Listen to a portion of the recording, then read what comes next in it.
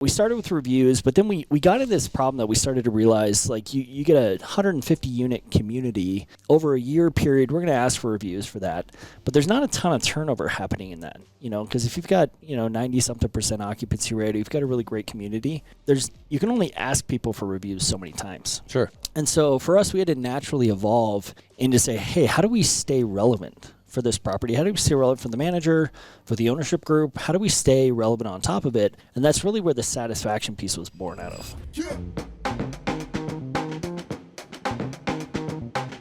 Hey, this is Reed Wyckoff, CEO, co-founder at Digible, and today in another session of Digible Dudes Riffing with Reed, I'm super excited to have the CEO from Opiniion with me, Devin, who I'll allow to introduce himself and give you a little bit of background here in a second. But as the case is, the purpose of this podcast is to be public learners, share as much as we can about what we're picking up from the industry, whether that's tech, data, digital service, marketing, et al. And we have enjoyed, I'll say, I don't know if long-standing is too broad of a way to describe like our relationship with Opiniion, but I feel like we came in somewhat similar time period, and it's just been super cool to see the growth of their company as well as what we've experienced in the last several years. So enjoyed getting a chance to know you guys, and it sounds like not just from an acquisition, not to bury the lead here, but there's been a lot of changes and a lot of exciting things that you guys are bringing to market here as we get ready for 2026. So with that, why don't you introduce yourself and tell us a little bit about your background, Devin. How did you get into multifamily? What were you doing before? And what has the last 6 months been? Yeah, no, I appreciate it. Thanks. First of all, thanks for having me on. So I don't get this opportunity a lot, and so I apologize to all the listeners if it comes off a little less articulate, I guess, was what I was saying. We hope you're not articulate. Yeah, deal. That's much better. Well, yeah, you guys were 2017? 2017. 2017. Yeah. Same with us. So okay. January of 2017, we founded Opiniion. That's a whole story in itself. Basically we found it out of myself and a college roommate got together one day and said, what are we going to build? And he was kind of hating his job and didn't really like what he was doing. And he was working for a dealership software and got just absolutely torn apart by this dealer walking into their office one day, and he calls me. He's like, I gotta do something different. And so I just asked him, I said, well, what do you want to do? And he's like, I don't know. And, and at the time I was running a marketing agency there. And so I was, more in the mode of kind of, I want to make you feel better, and it's like, give me an idea. Let's talk about this. Yeah. He's like, I don't know. And so finally I just said, Morgan, I am not getting off the phone until you give me an idea, and we are going to go build it.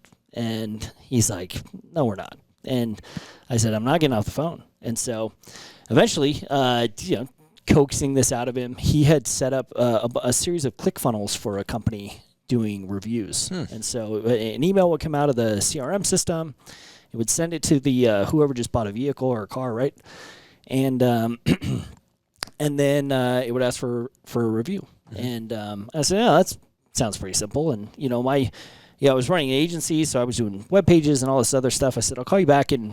I called him back 30 minutes, an hour later, and I said, okay, I'd set up a series of ClickFunnels to kind of go through the process of leaving reviews. And at that time, you could actually gate reviews, right? And the whole gating thing didn't come out there later. And so it was a pretty slick system where we would kind of prevent negative reviews from coming out, and we would push the positive ones to Google and Yelp and Facebook and all those other things, right? Now you can't gate anymore, and so everything goes to Google or all those other sites. But did that sorry to slow you down, but and it's good to help explain, and so far you haven't dropped an acronym, but that's something I should remind you of, is there's lots of acronyms like in our space. So in the event that there is something, just feel free to spell it out. But gating. Just some of the terms like in the universe of opinion and reviews, we'll say. When did that stop? So you said it used to be okay, but now it's not. And was it ubiquitous? Or are you saying Google put an end to it, but there's still gating available on some of the other review platforms? Or is it like, is it ubiquitous now? There's no gating? Yeah, it's more of an FTC thing. Okay. Than Okay. Google has compliance around it, and they used to have a big policy around it. They still do. It's a little more loose than it was before. The FTC has a very clear policy that's like you need to make sure that all the feedback that's publicly available is that it's not manipulated in any way. Got it. So, Okay. All right.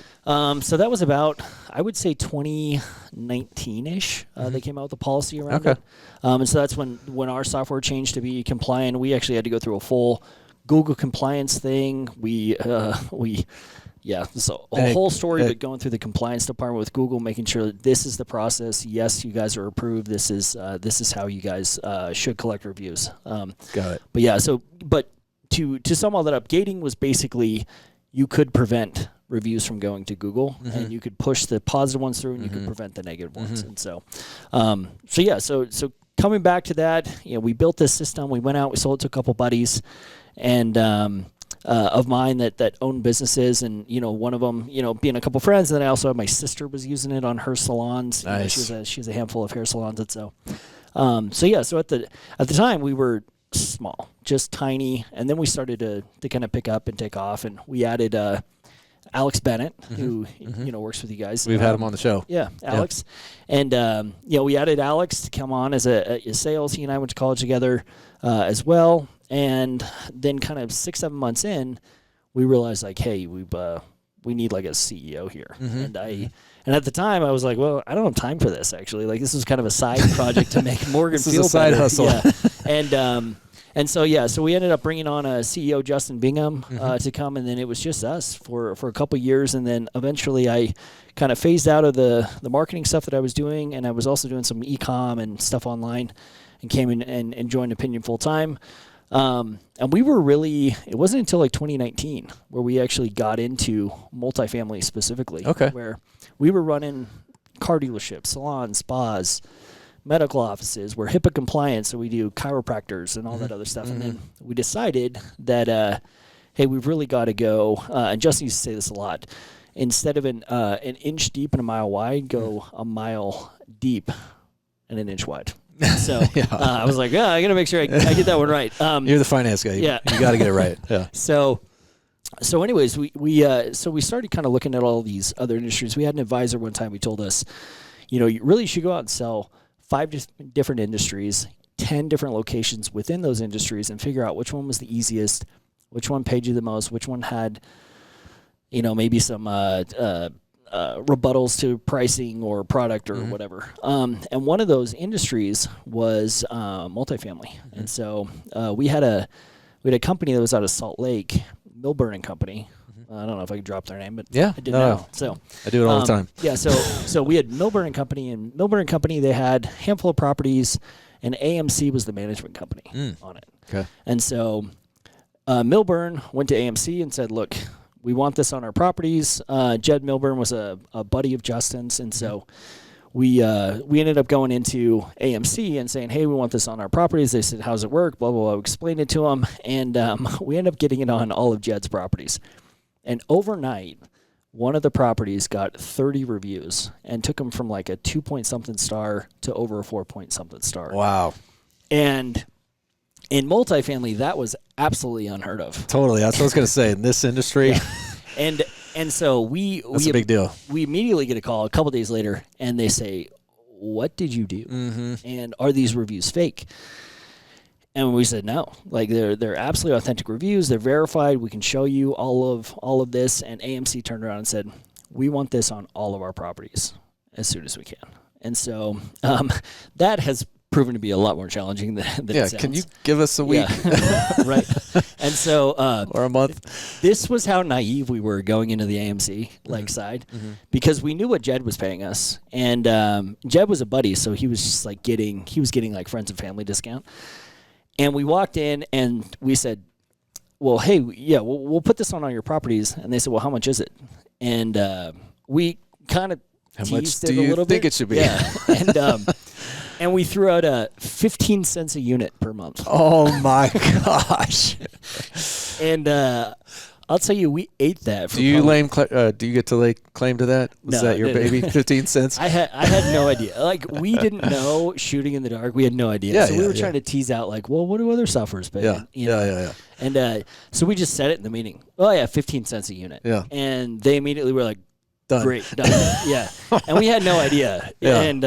And so now, like, kind of looking back, we ate that for like 5 years. Oof. Like 15 cents a unit. We finally hard to take it back. Finally came to them, and we try to you try to inch up the property like over the years, but it's really hard to get to like $2 from 15 cents. Yeah. And so eventually we've gotten to a good medium with them. We've gotten to a good spot. We still have AMC to this day, but that was what kicked us off into multifamily, and we didn't realize at the time they were the third largest in the country.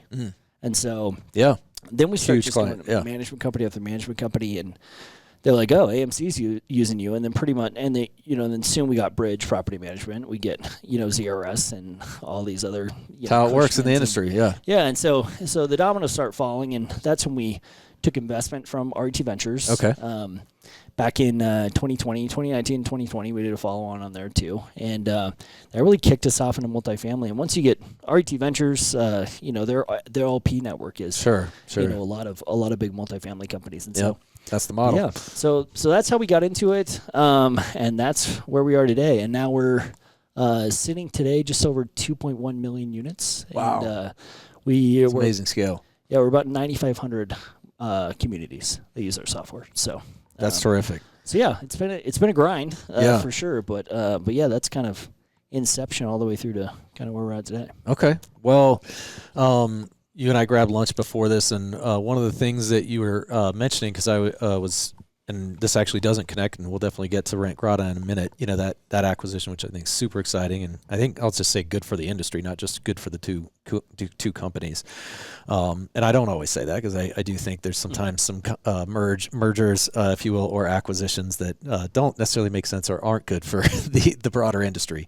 The two of you, I think, are a great pair. But you had said, and I'll say I hear this more, or have over the last few years, in the genre of ILSs, but many of them are trying to break that, I guess, almost stigma or stereotype. Like, there were directories and ILSs from 5-10 years ago, and then there's what we're doing. And I'm not going to fill in the, and of course there's been a lot of... Spill the secret. There's been a lot of consolidation. So, instead of like 20 different of those types of companies talking about how they've evolved or changed, there's a handful.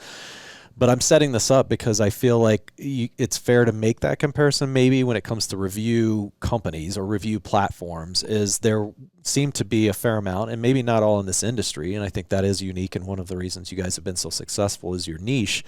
But that now when you talk to a lot of these companies, they've evolved, and there's more that they're bringing to the table than just a review solution. So you had indicated very much so that that's one piece of the pie for us. And so there's a lot of other things that we're now doing, and we're excited about, that are bringing value, to our clients. So I just want to open that door for you. Talk to me about, what now Opinion, what does the pie chart look like? And it doesn't have to mean in revenue or customers per se, but what are you seeing more often than not, people finding value buying into the company? And then, give me the full spectrum. What all do you guys provide? Yeah, no, that's a great question. So, and kind of taking a step back, I might go a couple approaches here, and so if I do, bring me back around. Yeah.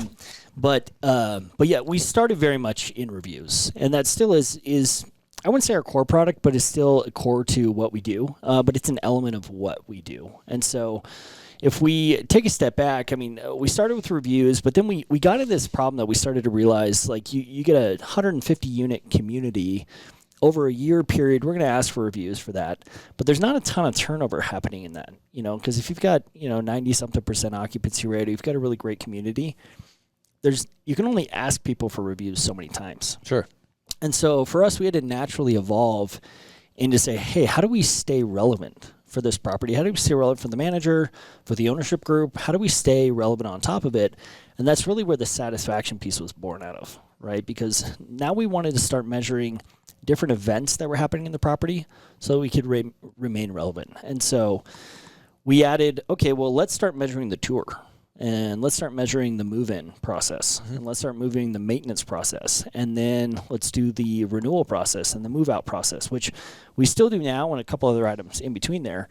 But then even that started to get stale because how often do people tour and move in? Tours a little more often, but again, high occupancy, you're not doing a ton of tours.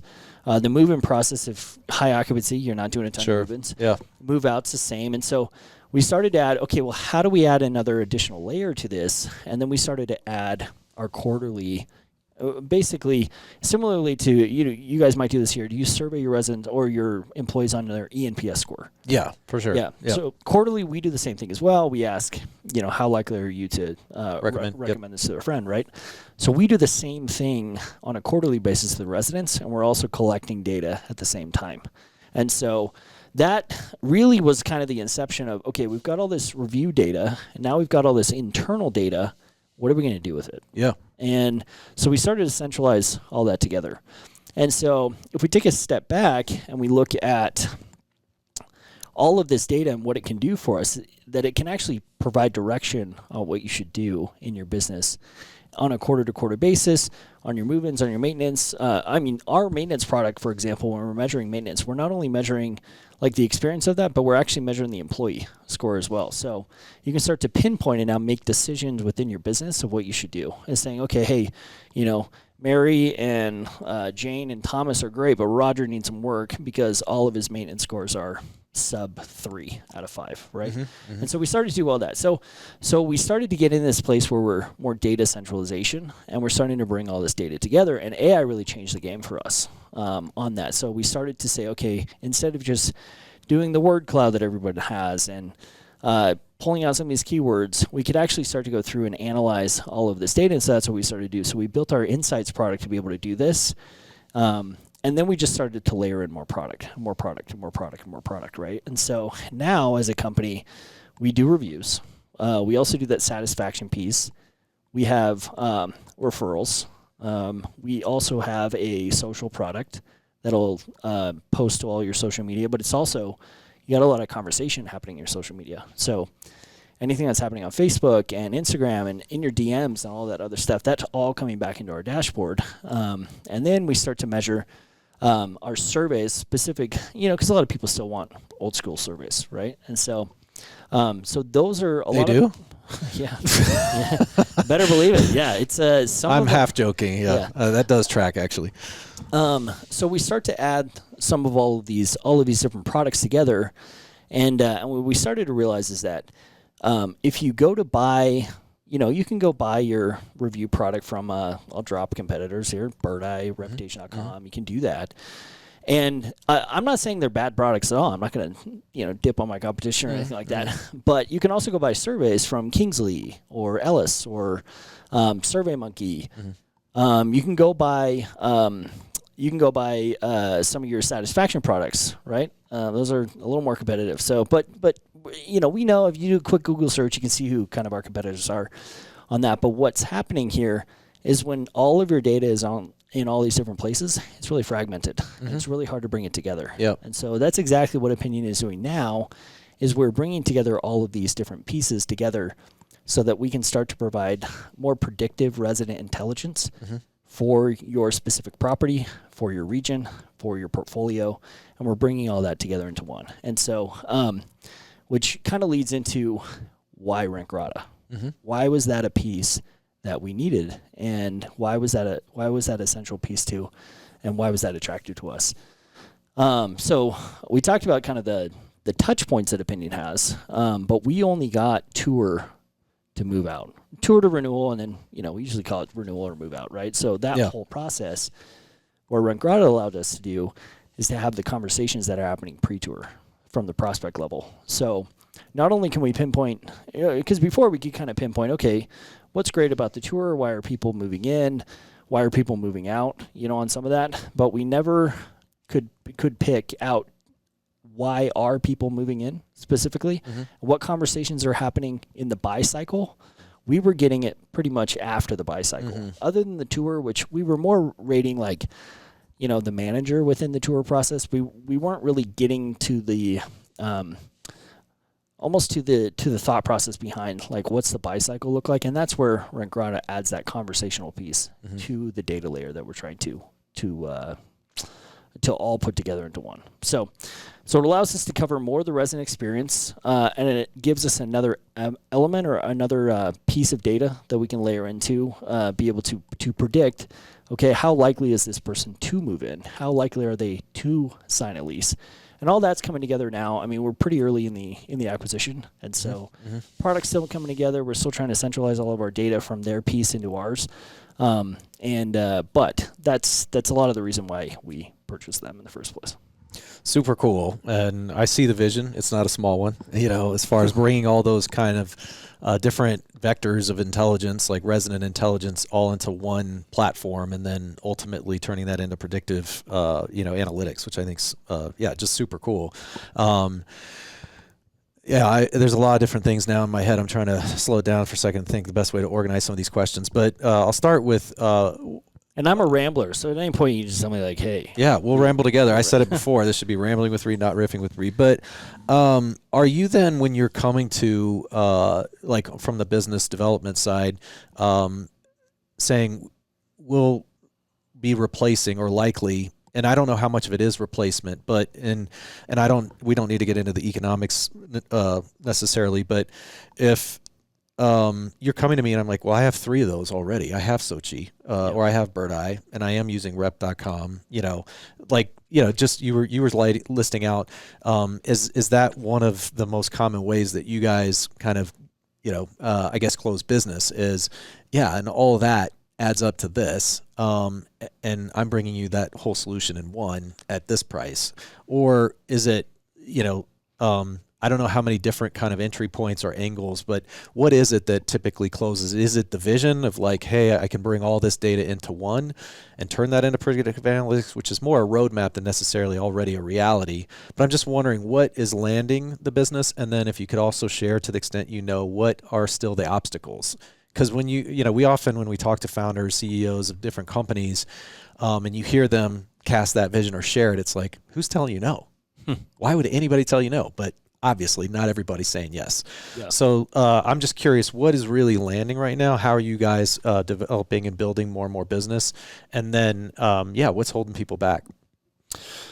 Yeah. So taking that, and this is part of, I think, coming even on this podcast, right, for us is important for us to kind of spread our message of we are more than reviews. Yeah. And I think the problem that we have sometimes, we're still bucketed in that review category, right? You look at what our competitors are charging on a per unit basis, and they are selling in the review bucket, and people think, oh, well, that's how much Opiniion should cost because they're just reviews. And so until we explain everything to them and talk about all the different products and all in and everything like that, we are looked at as probably a more expensive product. But to your point, when you start to look at it from a consolidation play, which is definitely what we're going after, which we're consolidating products into one, for us, the data is important, right? But getting people to see that vision, and I would say, 75% of what I've talked to is already in place today. It's layering some of these other predictive pieces that we probably need to refine a bit.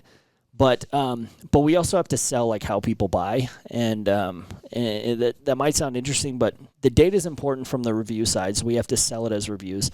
The data is important from the satisfaction side, so we have to sell it as satisfaction.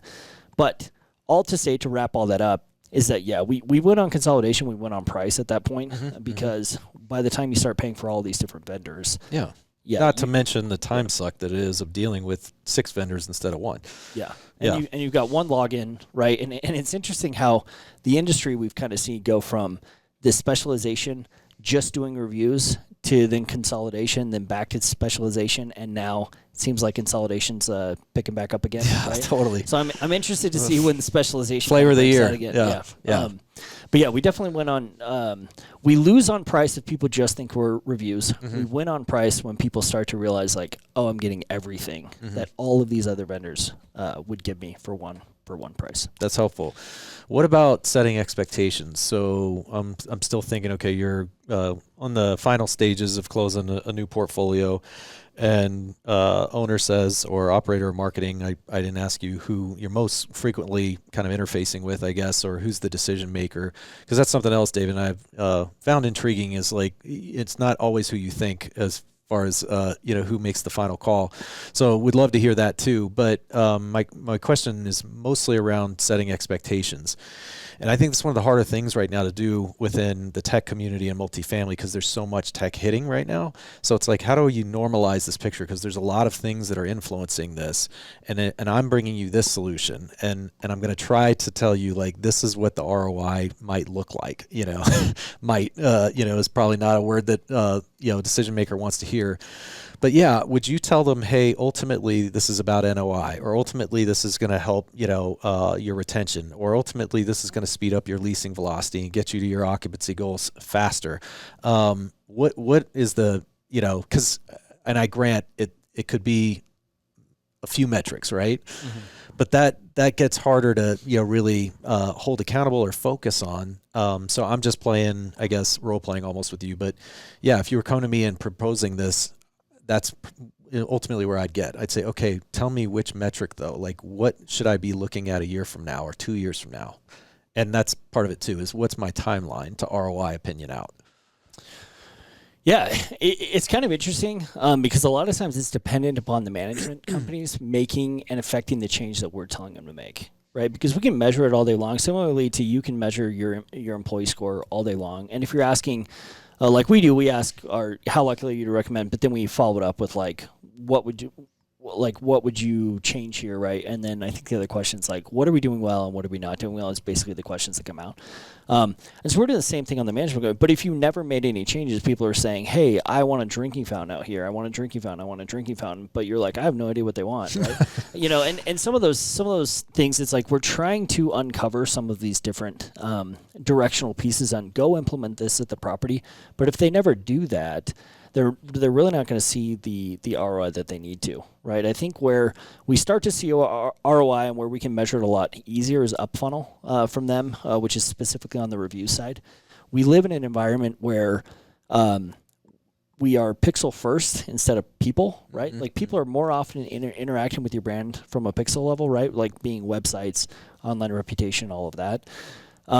Before they ever meet anybody at your property, right? Mm-hmm. A lot of people are going onto your website. I mean, you guys, right? Mm-hmm. Going on your website, doing the research, figuring it out, trying to figure out who you guys are before they ever pick up the phone or submit a lead. Sure. Online. Yeah.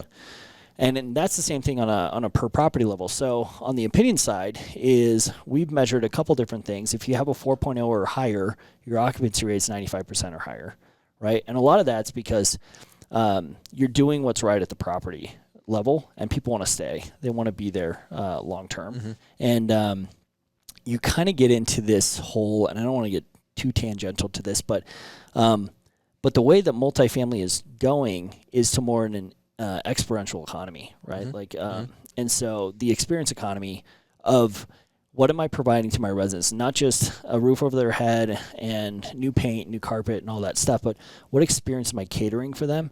And our software will help uncover some of those things that are saying these are the things that are causing you to not be successful at your property because your residents are feeling unsafe. And so what do you do? For that. But if you never go install the gate or the cameras or the lights or whatever in your parking lot, they're still going to feel unsafe at the end of the day. So when it comes down to timeline of what we're saying is like, hey, what is the ROI on this? Typically we tie it to occupancy. Mm-hmm. And we tie that if you are listening to your residents, you're doing what you want, they're going to stay, and your occupancy is going to go up. And so but we've tied it to the different tiers, and now I'm blanking on what those tiers are. But basically, over a 4.0, 4-point star and a higher, you're at 95% plus occupancy rate, which is pretty phenomenal for a lot of these companies.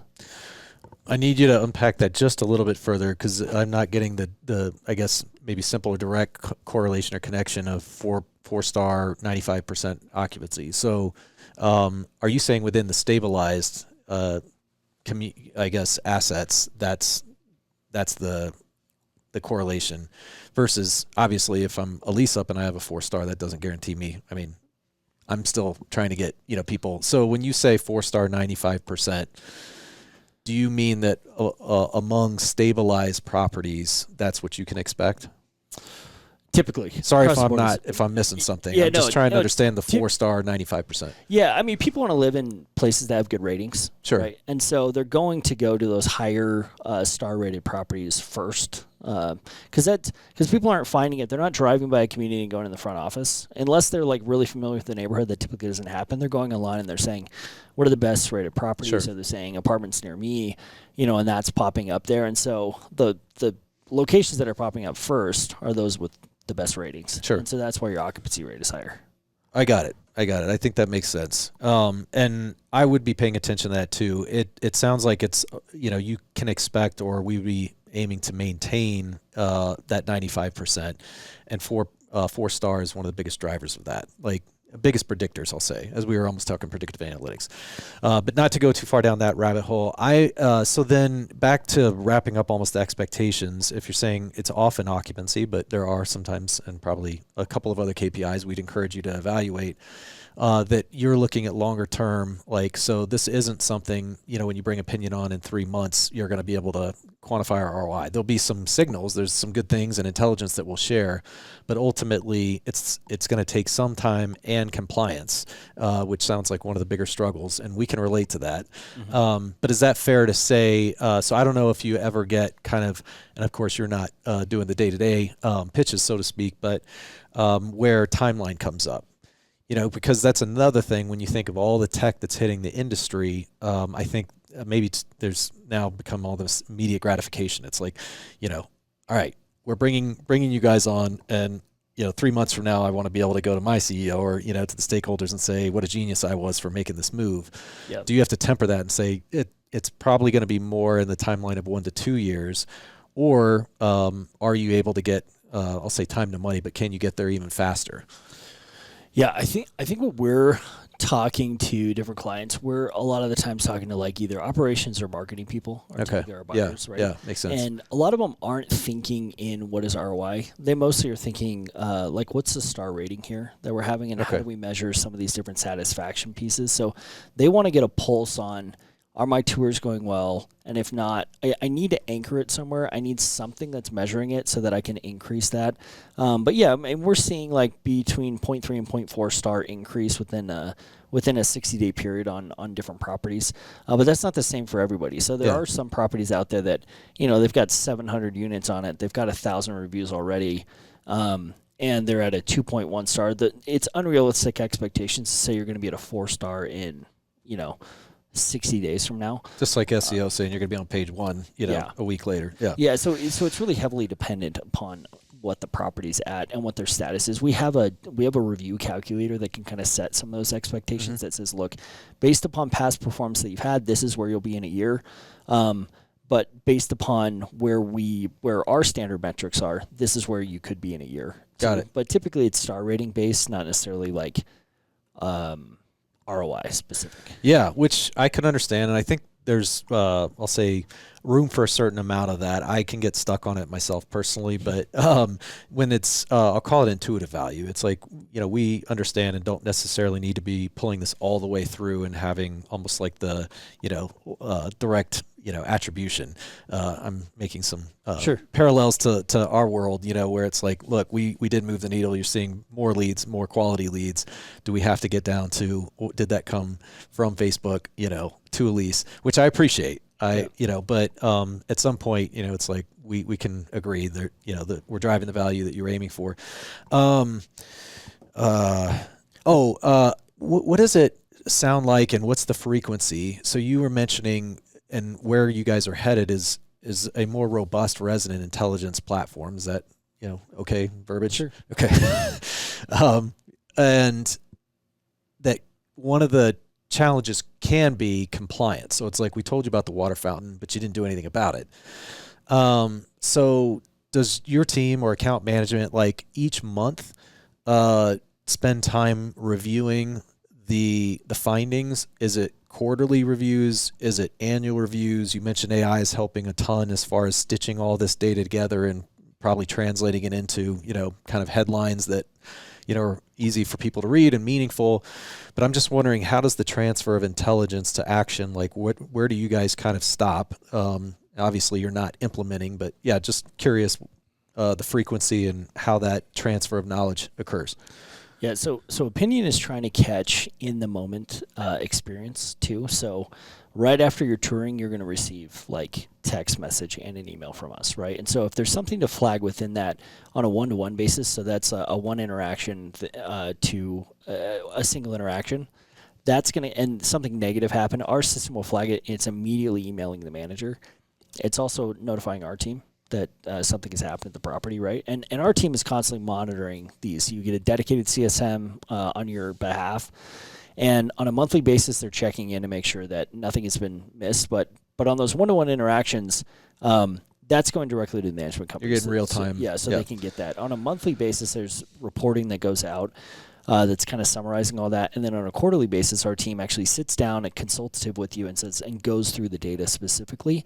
And we'll even call out some of those items for you just to make sure that there's a second set of eyes doing that. At any point, you can also change the frequency of that. So let's say you wanted to report every Monday in your inbox that gives you XYZ data, all the new reviews, what are the ratings from last week, how did my maintenance perform. You can schedule that whatever frequency you want, daily, monthly, weekly, whatever. That's awesome.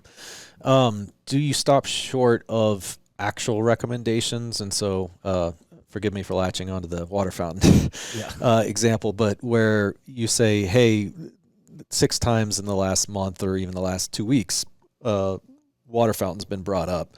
Might want to check that out. I'm oversimplifying. Or does Opinion go a step further and say, we're recommending that you install or, add a water fountain or an an EV like charger at your property?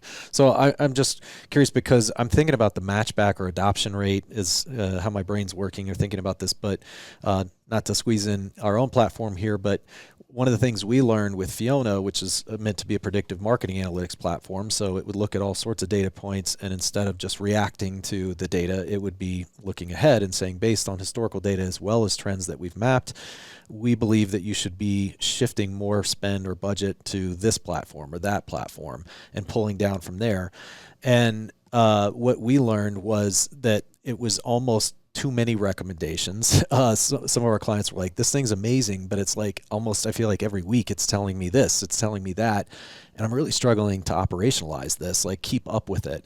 But one of the things that came out of that kind of thread was, well, what are you implementing and what aren't you? Because we don't see that. We don't know in every case when we're managing it ourselves. Sure, we have an idea of what, but there's a lot of like kind of unknowns for us. And so we had batted around the idea of a compliance score or adoption score. So it's like we put all this intelligence in front of you, these recommendations, and each quarter, month, you'll be able to see how many of those were or weren't implemented. And that'll provide an extra layer of accountability, visibility on both sides. So this isn't a suggestion. I'm just wondering, because you triggered that from me, like how, do you guys go as far as actual recommendations? And in either case, how do you know what they have or haven't done, with all the intelligence? Yeah, and I think that's one thing that we're trying to figure out, how to actually ensure that the changes happened there.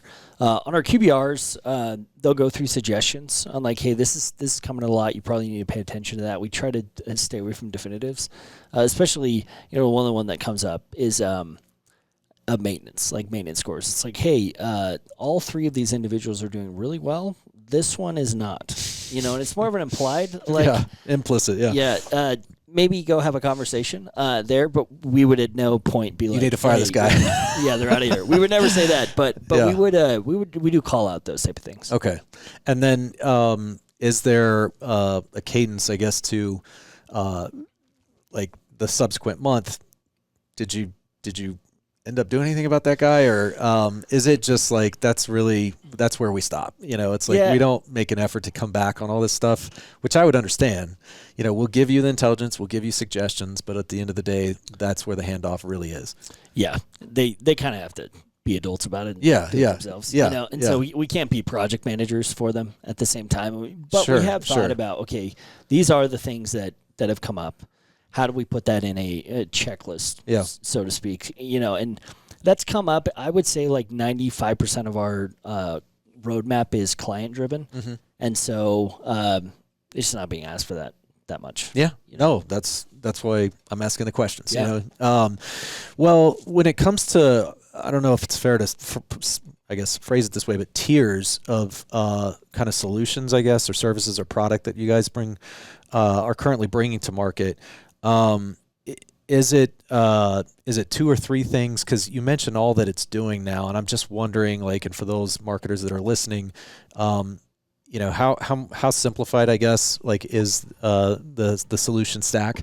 Is it like, our rate card is like, I'm exaggerating, but 4 pages long, or is it like really, right now it's these 2 or 3 things that typically is what we're selling, I guess, or what we're bringing to market. And then, if you don't mind sharing, and maybe I hope I didn't just walk you right into what you said you couldn't, you weren't totally remembering.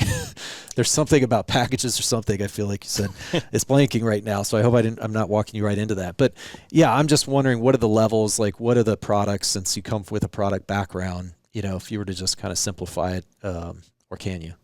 Yeah. So I think before, because we've come from a single product, 2 products, 3 products, 4 products. Now we sell social, business listings, all these other different things.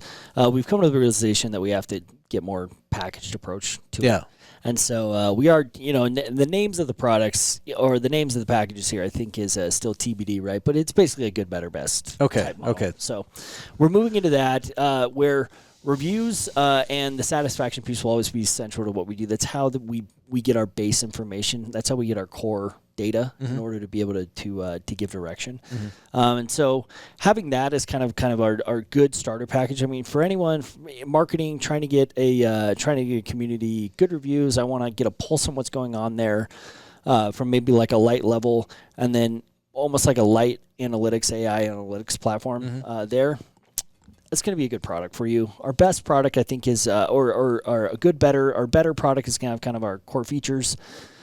All of our software's in it. Our entire tech stack is going to be included there, all the way from review satisfaction all the way through social posting, listings. From the Rentgrata product will be in there as well. A more robust analytics engine will be in there.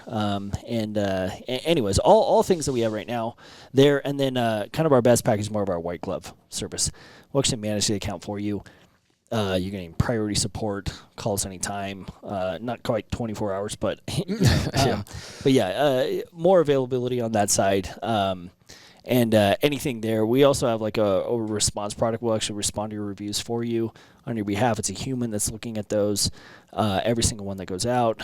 We have a dispute product as well, so we'll dispute all your negative reviews for you. We have an AI that actually analyzes all those, goes through, submits them to Google. We have a backdoor into Google where we can actually challenge different reviews that have come out, and so we have high success there. So that's kind of how the packaging is going to roll out. But we need to become a lot more package selling, I guess, than what we do now, which is a lot of feature selling. Yeah, totally. And I guess it's a good problem to have. That would imply you got plenty to sell. It's just like simplifying it.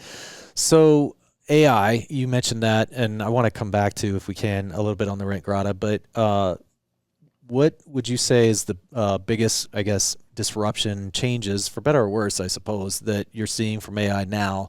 And then if you could forecast a little bit further ahead, so I'm thinking at least a couple of years maybe, which is not easy to do, but yeah, how you might expect it to impact your space, and I say that without trying to recite back, the 4 or 5, but all the things that you're doing with resident experience and intelligence, more so on the intelligence side.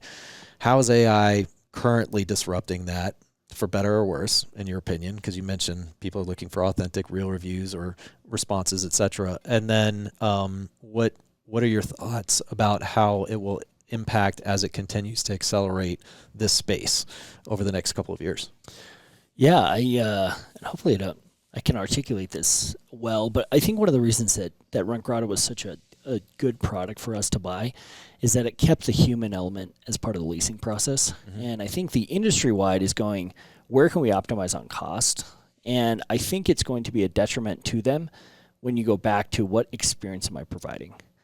does the management company care enough about me to put a human in front of me to answer questions, or is it just always going to be a robot? Yeah. And I think that's one thing that right now is capturing a lot of attention. And I don't know if it's the right way to go, and I don't know that's the wrong way to go. But I'm curious to see, watching that, what's going to happen there. You know, I don't have a crystal ball to figure out there, but Sure.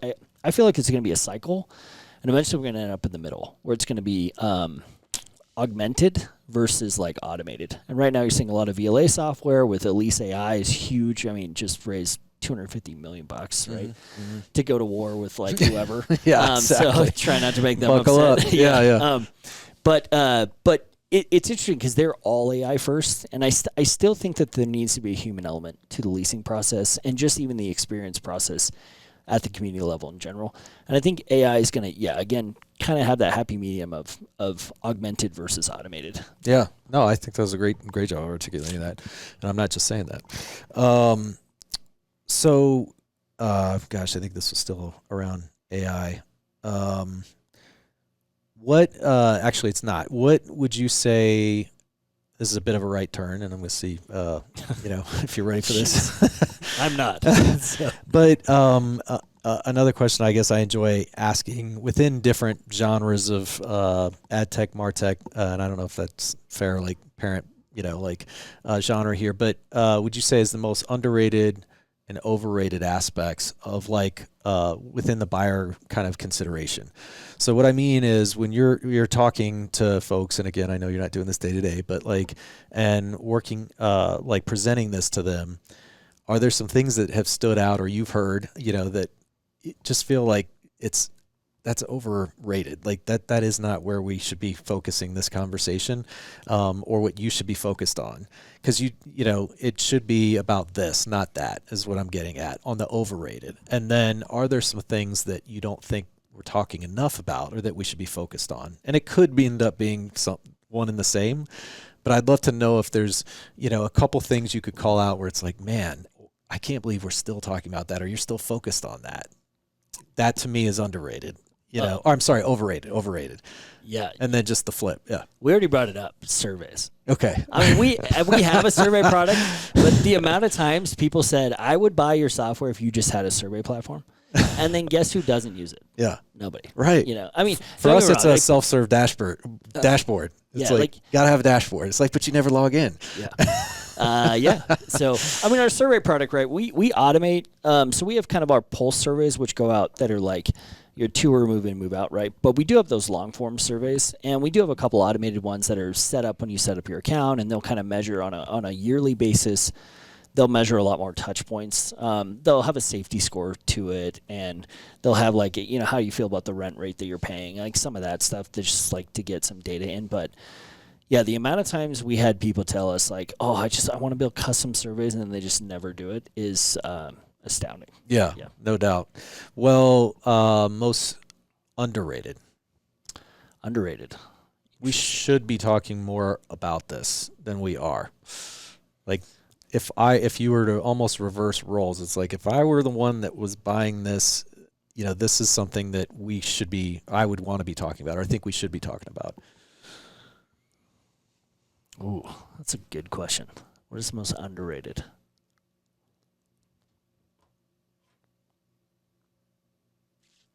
Oh man, I don't have a good answer for that. Well, the beauty is we're not done. So hopefully you can somewhat multitask it in your brain, and see if something comes to you by the end. I want to move us, if it's okay, a little bit more into Rentgrata. I was half expecting you to come in with a man bun, pay tribute to Zach. Yeah, I'm working on it, Zach. No, I think you could keep it as is. But you had said one of the, if not the main reason that you guys were excited and ultimately ended up acquiring Rentgrata was because it closed the loop for you on that data point of what is being said on the front end before we actually get to the move in. Is there anything else maybe that you weren't expecting that you're starting to find value or that you're excited to unpack? Maybe you don't know yet, because I appreciate you saying there's some things we're, generally speaking, I think you've said there's things we're still learning. There's things that, we have learned. So this is just about the Rentgrata specifically. Has there been anything else that maybe was a value add or that you're finding out in this acquisition that you weren't expecting? Yeah, absolutely. So coming into the acquisition, there's a couple core products that Rentgrata has, right? That we've now acquired, right? One being kind of their nurture product, so they can nurture prospects through the lease process. Those that prospect into the lease, right? So that was one. They also have a payment platform which we never really considered before, which was like how do you actually pay these residents some of these referrals, whether that's a concession on the PMS side or it's actually like cash to their account. That was another payment piece that there's greenfield there where we can now start to unpack and say, hey, should we start paying residents to do things at the property, like take out the trash? You know, we can actually do things like that because we have the technology to be able to do it. That's wild. And so as we're unpacking it, I'm not saying we're going that direction, right? but we could. We could. Yeah.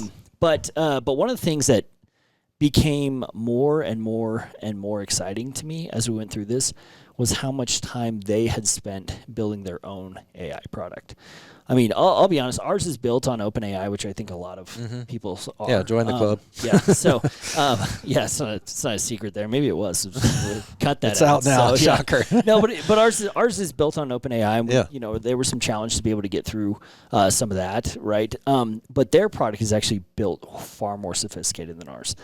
And so when we talk about centralizing all this data, well, we came in and said, oh, well, we're going to pipe it all into our what we call our insights tool, and we're going to put it all into there. But we quickly realized that ARI, which is Actionable Renter Insights, their product ARI, that we acquired is far more superior to ours. And so what that product is becoming, and instead of taking all of our data and then layering theirs on top of it in our product, we're actually porting all of our data into theirs. Wow. It's a much more sophisticated way to do it. So, and they're the CTO Max over there is a brilliant guy. You know, it's like his baby. Yeah, and, sure. He's put a lot of time and energy and effort into it. But the ARI product, as soon as it's integrated with all of the Opiniion data, is going to be pretty insane. It sounds like it.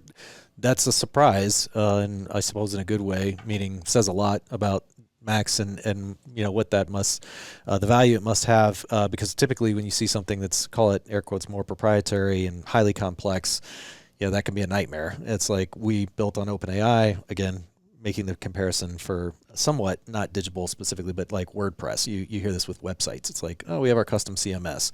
And the integration, the challenge of like, it's like, well, we built for scale. You built what's very admirable, and, we respect everything that was put into it, but we're not going to use that. We need to move it over here to scale. But it sounds like the opposite is happening, not to suggest that it was that question for you. I'm just saying typically that's the way that, that conversation goes.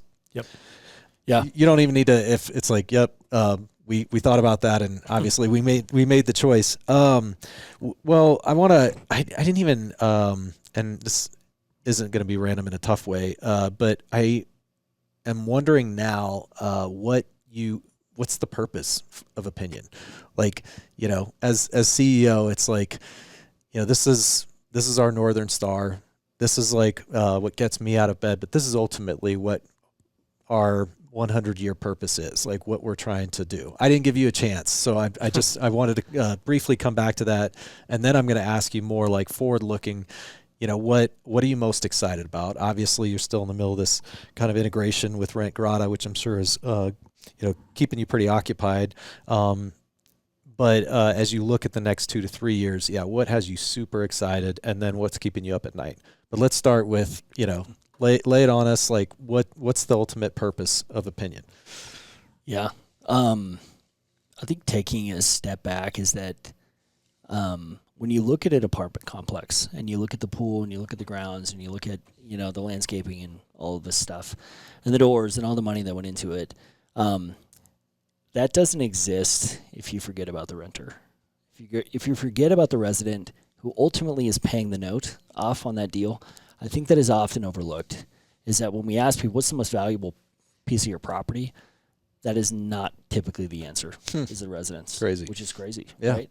And so for us, our mission is to try to enhance the resident experience at any possible point that we can. Mm-hmm. And if right now we are measuring it, and we are trying to measure it even greater every day. Mm-hmm. And then we will move into prediction on like, how can we predict where this is growing? And we are doing some of that already. And I think that's what gets me like excited about this is that we're actually affecting change on a personal level to people. Because these people, it's often, we have 100 units, or we have 150 units. Those are people. Those are people behind those doors. 100%. And I think people forget that without those people going to work, without the experience that you're providing, without all of that, they're going to leave. Yeah. They're going to go somewhere else. Yeah. And as the economy starts to change and as interest rates drop and as deal flow goes up and as, more apartments start to get built again, because interest rates are garbage. Yeah. Garbage, right? But as they start to drop, deal flow is going to go up. Units are going to start getting built. But who wins? The people who win are those who cared about the people who are behind the doors. And I think that's one thing that we can't lose sight of. And that's what I'm excited about, is that we can put that information in front of people and say, look, you want to create the best experience possible for your resident? Pay attention. Listen. Make the changes that are being suggested. And we're not just coming in as consultants saying, I think you should do this. We're listening to the people who are behind the doors, and that's who you should be listening to, because they are the most important piece of your property. 1,000%. Love it. So you may have already answered the question, but I'll just give you room to expand if you want. But on what you're most excited about as you think, further out, the next 2 to 3 years. Yeah, what I want to see is it all come together, right? I think the AI side is pretty exciting. The predictive side, I think, is pretty exciting. I want to get into like making more definitive decision making for properties. I think would be a good spot to go into. I don't think we're there yet where we're willing to put that stake in the ground and go, hey, this is going to change your occupancy or this or that, right? But yeah, I'm also excited to see how the industry changes and how whether or not that cyclical cycle of like consolidation and specialization like happens again. But yeah, I think for us is seeing it all come together. I think has been exciting. Yeah. Well, what keeps you up at night? Ooh, man, what actually keeps me up, or you want a diplomatic answer? Yeah. I actually don't want a diplomatic answer, and even if, I'm not going to go too much further than that. Answer as freely as you'd like. Man, what keeps me up at night is like our people, and making sure that our people are happy, and making sure that we're paying attention to them, because just as much as like we care about the residents and all that other stuff, I think the people who come into work at Opinion every day, just making sure that we're like serving their needs. Yeah. And, we try to listen as much as we possibly can, but yeah, some of that keeps me up at night. Yeah. If I can be, sales always keeps me up at night. Yeah. And GRR always keeps me up at night. But I would say like right now, and we've had a year. We've had a year on us. Right? Yeah, you have. But I would say that things are better than ever, like an Opinion right now, even despite what's happened. And so while there are a few things that I think keep me up at night, there's not a lot that I'm actually up at night about, because I think we have a great team. We have a solid culture. We have a lot of happy people. And yeah, I'm just excited about Opinion's growth, where we're going. And I'm excited to do more acquisitions, and see there what we you can have add. it. I was going to ask you. See what we could add to the product to make it even cooler. That's awesome. Well, when I didn't get to ask you too much, well, I'm going to now, but about competition, and whether you'd say it's these 2, 3, or there isn't competition. I mean, when all the founders, CEOs that we've interviewed, we get a lot of different answers to this. Often I'll hear, funny enough, like, there is no competition. We're the only ones that do this. But you did say, when you kind of unpack or deconstruct maybe your overall value proposition, there's clearly some obvious competitors. But yeah, I'm just curious how you'd answer that. Is there anybody else that you think has even a similar vision of like, we're trying to, connect all of these? Or do you feel like it's mostly point solutions, and that is the clear differentiator, the opportunity for Opinion, is that these companies most likely will not try to connect all the dots that we are? Yeah, competition right now is definitely those that are trying to consolidate, right? I mean, we're friendly with them, but Grace Hill's a consolidator, just like us. Yep. We're consolidator of product. And then you do have the point solutions that are individualized, right? You've got Bird Eye, Reputation.com on the reviews front. You've got Sochi that we compete with on our social product, right? But everyone kind of specializes in different things. And I think, again, like that just leads to fragmentation. And I don't even think, and I could be wrong on this, so Kendall, if you're listening, I don't think even Grace Hill is centralizing all their data. I think that is something unique that we're bringing to the market there. But yeah, anyone who's doing exactly what we're doing, maybe a handful. There are some of those that I think are trying to do. I mean, Rentgrata themselves is like trying to bring all these 60, 70 different products under one house. But to say like we don't have competition, I mean, we do in those point solutions. But as far as consolidator, I wouldn't say we have a direct one. One that's kind of coming out that's kind of interesting is Elise, and I don't think we're competing with them. Don't come after us. Not yet. 250 million. Yeah, please. you're 250. Yeah. So, but Elise AI, I think they're doing a lot of cool things. And I think through AI, I mean, they're solving problems I think differently than we are. Trying to get resident sentiment and all that kind of stuff. So, I mean, that's one we're looking out for, and we've definitely sold against them in different arenas, right? But we just do, once we educate the clients on like what we do, we play really nice with Elise. There's a lot of companies that have both of us at the same time. And I don't think our solution definitely doesn't take the place of theirs, and their solution doesn't quite yet take the place of ours. Yeah. Oh, that makes sense. I love the way you, felt like a very honest answer. Is there, then, would it be fair to say differentiator as it stands right now is, while we might not be the only one, we're one of a few that are aiming at this consolidation. And then you mentioned the inch wide and mile deep is where you guys are headed. And so I'm just converting that to, I guess, quality or depth of insights, like the kind of the richness, the quality, the fidelity of what you guys are bringing to the table. Would you also say is a differentiator? Yeah. I would say consolidation is the depth at which we go and how much data we have from all these different pieces, right? But I also think I've tried to, and I'm very much a product person. I'm not a big sales CEO. I mean, I can if I need to, but you're doing good here today. So, yeah. But I would say that, like, from a product perspective, we've always tried to put a little spin on it. And so, if you haven't seen our product, check it out. There is some secret sauces in there, right? A little shameless plug for Opinion, But no, we've always tried to put a slight spin on how we collect data, right? A lot of our solution there is like we don't ask you to give us feedback, we tell you to give us feedback. But even that like little shift, like telling versus asking, leads to a much higher conversion rate when we A/B tested it across the board.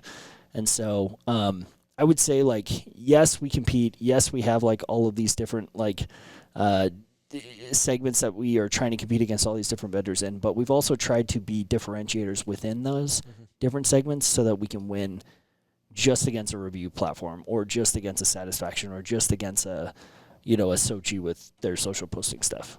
Yeah, no, that makes sense. What has been the hardest thing for you to be patient about?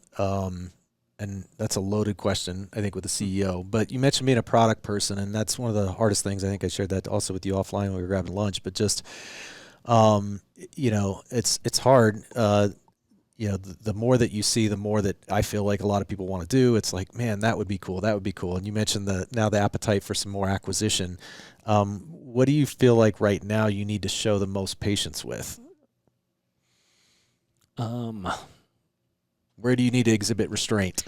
People, I guess, it would be one. I watch Shark Tank. Yeah, back in the day, right? I mean, back in the day. It's been a long time, but there was one episode where Barbara Corcoran says, like, no one's ever going to do it 100% of yourself, and so you have to find two people who can do it at 80%, right? And then you've got 160% like overlap on yourself. And so I think that's the thing is, like, being like product focused, it's like, no, this is the way that I want it. Like, I can see it in my brain and I want this on paper, and having patience to be able to explain through some of that and then actually see it get built and then implemented and then cross-sold and upsold, I think is a longer process than I would like it to be in my head. Yeah, no, that makes sense. Well, speaking of product, since you mentioned it a couple times and being that's your background, what does product development look like at Opinion? And, maybe most interested in the validation. I don't know that we need to spend as much time on just the incubation or concepting. But once you guys are looking at new features or different features, to the extent you're willing to share, because I don't think this is necessarily IP per se or secret sauce, but the process of once some of the different concepts have surfaced, different features or ideas, how you ultimately come to conclusions, decisions. What's the validation process like? Yeah. I mentioned earlier, like 90 to 95% of our product is client based. Mm-hmm. And so we try to look at, okay, what's the client trying to solve? What's the problem they're trying to solve? Necessarily, what's the feature they're requesting? Mm-hmm. And so we do go through that exercise. And sometimes the feature they're requesting is the exact solve to the problem, right? Sure. It's the easiest, least path of resistance. Super obvious, yeah. But I think that's where it gets fun, where we're saying, oh, that's the problem they're trying to solve. They don't necessarily want the button. They're trying to solve this problem, and I think that's where it really gets exciting on the product side. But so we go through that kind of iteration. My methodology on that. And there's two different kind of schools of thought that I've seen when it comes to product. One is I'm going to be very methodical. I'm going to do user interviews. I'm going to go through. I'm going to validate designs. I'm going to work with the client, and I'm going to have a group of product council people that I can rely on. Pass designs through. I'm going to spend a lot of time and make sure it's 100% perfect, right? That's one way to go. That is not the way that I like to go. What I like to do, good. yeah. What I like to do is I like to iterate. I'll be up till 2 a.m, lucid chart, designing, whatever. Mm-hmm. I'll throw that over to the design, and then I'm like, let's build it, And then so we try to make the different methodology being, let's make a small bet. And then let's double down on the bet. Let's double down on the bet, and let's feature creep on it a little bit, But by design. Yeah, but that's typically the process that we're going through. Is like, okay, let's look at the request. Let's figure out if we can solve the problem in a different way, or if that's the best way to solve the problem. Let's make a small bet, and iterate on that. And if it's a new product, we spend a little more time on that. Like, what's this going to look like? Let's think through it. Let's interview CSMs. Sales clients, and we're looking for the reaction of like, hey, this is what we're thinking. What do you think? And if we get that, wow, that's really cool. It's like, okay, we're onto something, and that's a small bet we'll make. And then we're saying, okay, well, let's put it in the development. Let's release it, feature flag it for a couple clients, have them beta test it. If they don't like it, then let's rip it out or let's iterate and go again. Yeah, no, that's great. And I say that not because it's my background in product, but it makes a lot of sense. I did consume a fair amount of Marty. Is it Kagan or Keegan? This guy. I take him to be the godfather of product in Silicon Valley, but he's got some great books, and knowing that you have a product background, you probably enjoy some of those. Inspired is one. Oh my God! I think coming out of this, I have 14 books. Yeah, you won't be the first. Sorry about that. Our day, hold myself back. It's a good thing I want to plane a lot. Yeah, because you can now you can kill some time. Before we wrap up, and I did want to give you a chance if there's something that we didn't cover that you felt like we should, by all means. But on the data front, it seems like you're compiling an incredible amount of data and valuable, that just has so many applications, I guess. And that's one of the things I always look for as we've, been acquiring data over the years, is what are all the different ways we could leverage that, because you can find yourself kind of, if you're not careful, like in linear, it's like, this is what we do and this is how we use it. But if you're willing to spend a little bit more time with data, you'll often find, nuggets, secrets, if you will. It's like, wow, that could really unlock this, or, maybe we could connect it with that. And so I'm just imagining that there's all sorts of opportunities within the data that Opinion has been acquiring. Are you guys currently offering that data? And I'm almost asking for Digible's behalf, but when I think about now more of the, I'll call them ETL providers almost, but or integration providers like Propexo, Hot Solutions, Revolution RE, there's more of these companies that are saying, hey, you don't have to make all these integrations yourself. We're going to give you the easy button. We're the Zapier, multifamily. If your name is either already on that list, and maybe I just don't know, or if you expect it to be, but I genuinely say this. I feel like Digible could benefit tremendously from the data that you guys are acquiring. But because maybe historically two companies like ours haven't thought what a great marriage or there's an opportunity there outside of like core products and like, working with each other on that, collaborating there. But the data piece of it, we right now are not porting in bot transcripts, I'll say, from a Meet a Lease, Leia Pro, whatever, you name the bot, better bot. And I agree. I mean, you obviously saw the value, spotted it, said you really wanted more of that front, like before they move in. It's like, can we get better data and intelligence there?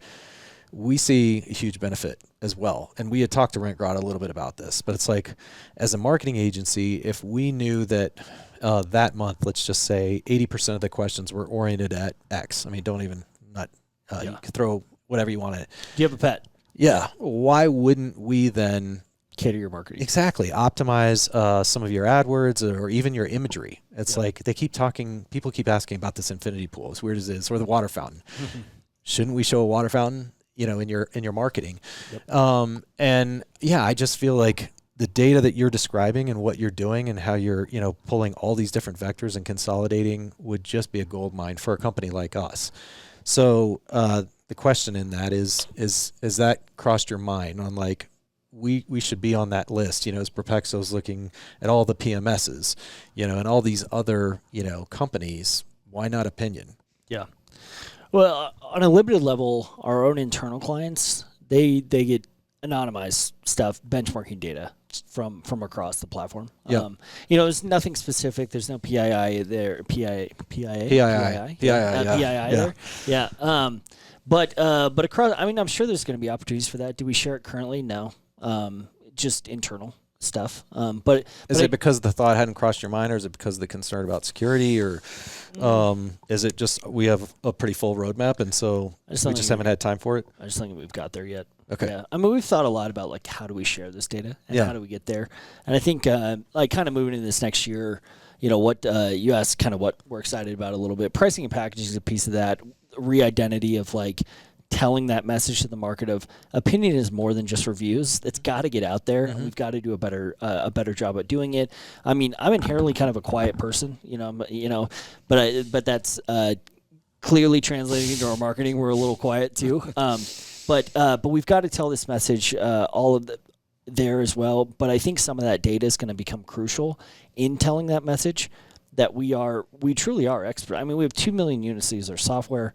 I mean, we've got a lot of data that we're got serious scale. We've got a lot of scale that we've been at. We feel like we're doing a lot of great things, and so, but the data piece, I don't think has been showcased to the public yet. So I think for a while, are we willing to share it with other platforms, partners, that kind of thing? I mean, I think those are always conversations we're willing and wanting to have. But I think sharing it with the market of like broadly, what are people talking about? Yeah. Broadly, what are we seeing? What are some trends? All of that stuff. I think that's untapped that we've been sitting on for years that we just haven't shared yet. Yeah. That I think we need to. So much valuable, I think, content that would come out of that meeting, in the form of course, insights. Well, what is there anything, we missed? You were like, how would you reframe, since you said one of the biggest goals for us is to educate people about our, I don't want to call it new, but evolved value proposition and not just being reviews.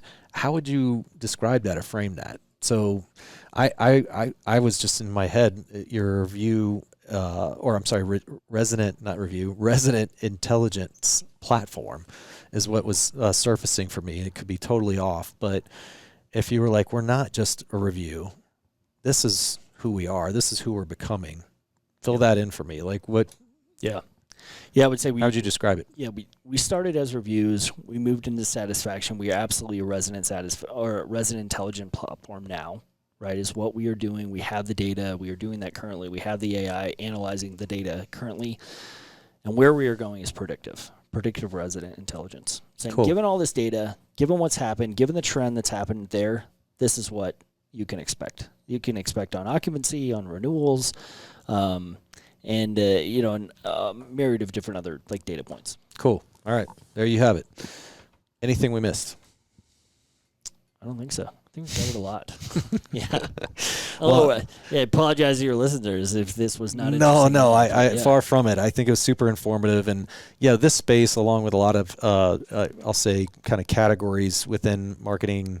I'm trying / operations. I think you said marketers and operators are who you guys are typically talking to, but have been call it stigmatized or typecasted, however, whatever analogy you want to use, and I just empathize, because so many of these companies are evolving and doing really cool things, just like Opinion is doing. It's like we are so much further along, that's not, but still a core competency, sure, but there's just a lot more.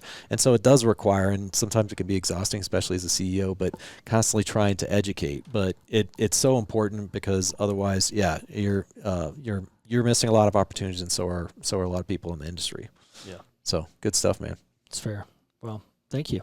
Yeah. Yeah, we appreciate you having you on, and I'll be following up with you on some of this data stuff. Yeah, and the list of books. Yeah, the list of books, absolutely. Actually, I do have a list prepared, just because I do this too much. There was actually a trivia question at our Digi Day: is how many books I've read in the last year or whatever, which I don't care to admit to right now. 4,000. Yeah, there you go. That's a good number.